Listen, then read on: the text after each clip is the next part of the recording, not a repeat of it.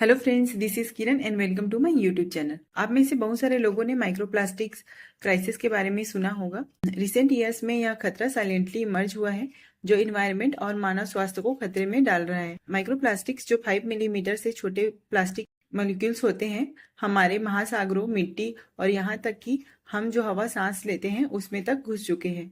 इसके व्यापक प्रयोग के कारण माइक्रोप्लास्टिक्स पर्यावरण और ह्यूमन हेल्थ के लिए एक बढ़ती चिंता का मैटर बन चुका है। रिसेंट एविडेंस इंडिकेट करते हैं कि ह्यूमंस लगातार माइक्रोप्लास्टिक्स को सांस लेते हैं और कंटामिनेटेड सी फूड्स जैसे फिश और सेलफिश के थ्रू निकलते हैं। इसके अलावा माइक्रोप्लास्टिक्स नल के पानी, बॉटल्ड वाटर और यहाँ तक कि कॉमनली कंज्यूम्ड बेवरेजेस जैसे बियर और इवन नमक में भी पाए गए हैं।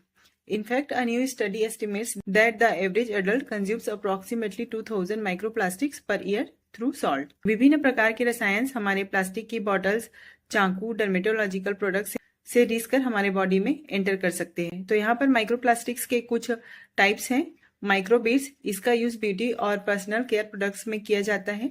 Microplastics fibre, foam, nurdles, plastic processing, cosmetic and personal care products in fragments. Plastic हमारे डेली लाइफ का एक हिस्सा बन चुका है।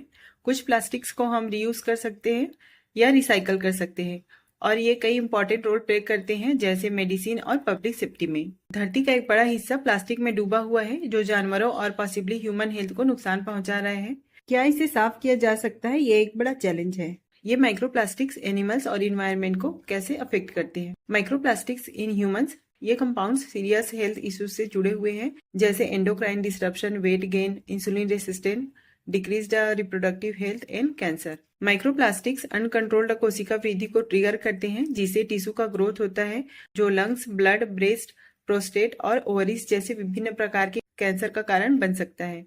एडिशनली, इस तरह का कंटामिनेशन सब सेल्यूलर सिग्नलिंग को पोटेंशियली अफेक्ट कर सकता है और कई ऑर्गन्स को नुकसान पहुंचा सकता है। इन माइक्रोप्लास्टिक्स एक्वेटिक इकोसिस्टम पर क्या असर पड़ता है?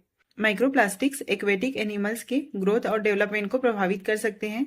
फूड वेब के आधार पर माइक्रोप्लास्टिक्स एक्वेटिक सेडिमेंट्स में जमा हो सकते हैं, जो सेडिमेंट्स कंपोजिशन और न्यूट्रिएंट साइकिल को प्रभावित करते हैं। यह डिसरप्शन प्राइमरी प्रोडक्शन में चेंजेस का कारण बन सकता है, जिसका पोटेंशियल कॉन्सिक्वेंसेस पूरे इकोसिस्टम पर हो सकते हैं। माइक्रोप्लास्टिक्स अन्य रसायन को भी एब्जॉर्ब कर सकते हैं, जिससे फूड चेन और भी ज्यादा समस्याएं उत्पन्न कर सकती है। Effects of microplastics in the environment. Microplastics, जो बहुत छोटे प्लास्टिक के पार्टिकल्स होते हैं, के संपर्क में आने से मिट्टी में पानी की वाष्पीकरण दर बढ़ जाती है। हायर क्ले कंटेंट्स वाले मिट्टी में इवेपोरेशन रेट आमतौर पर सैंडी सॉइल के कंपैरिजन में ज्यादा होती है।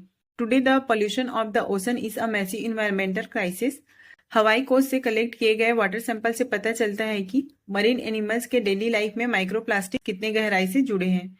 साइंटिस्ट अभी भी अनश्योर है कि consumed plastic human and animal health के लिए हार्मफुल है या नहीं।